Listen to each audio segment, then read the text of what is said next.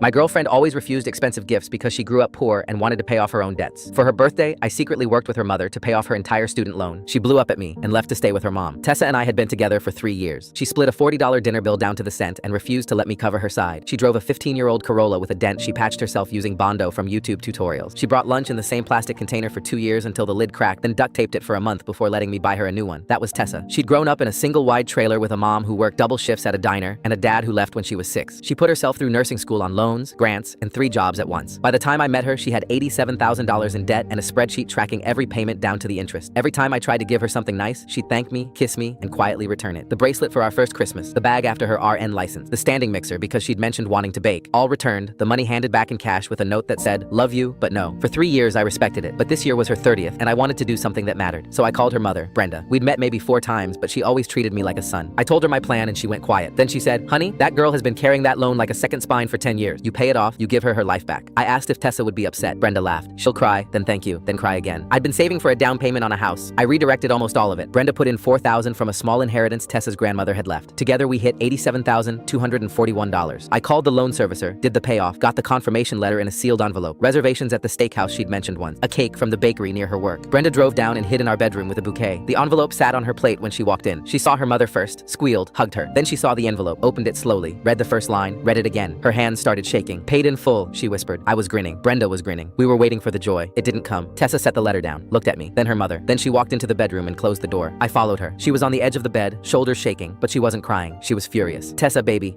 you thought," her voice was flat. "You and my mother, you sat around and decided what was best for me. It's a gift. The biggest, it was mine." She looked up and her eyes were red and hard. "That loan was mine. Every month I sent that money in. That was me clawing my way out of where I came from. Me, not you, not her." She started throwing clothes into her duffel. "Where are you going?" "Mom's." "Tessa, please, don't follow me. I'll text you when I'm ready." She walked past her mother without a word and they left in Brenda's truck. I sat at the table for 2 hours with a reservation I never used and a cake nobody cut. For 9 days, she didn't answer her phone. On the 10th, Brenda called. "Come up here. There's something you need to see." I drove the 2 hours in silence. Tessa was on the porch step in sweatpants holding a manila folder. She didn't look up when I sat beside her. She opened it. Inside was a printed payment ledger. Every loan payment she'd ever made, going back to her first one at 21. 348 payments. Highlighted in yellow on the last page was a handwritten entry. Payment 349. Final. Paid by someone who loves me. She still didn't look at me. I was going to make my last payment in 11 months. I had it on a sticky note on my mirror. I crossed off the months. I was going to take a picture of the zero balance and frame it. Her voice cracked on frame. "You took that from me." I started to apologize, but she held up her hand. "Mom told me what you spent. The house money. Grandma's inheritance." She finally looked at me. Her eyes were swollen. "Nobody has ever spent that kind of money on me. Nobody." She wiped her nose on her sleeve. "I don't know how to be the kind of person someone does that for." Brenda came out and set 2 coffees down between us and went back inside. Tessa picked hers up with both hands. "I'm still mad." "Okay, gonna be mad for a while." "Okay, but I'm coming home tonight." We sat there until the coffee went cold. The framed ledger hangs in our hallway now. Payment 349 is circled in red.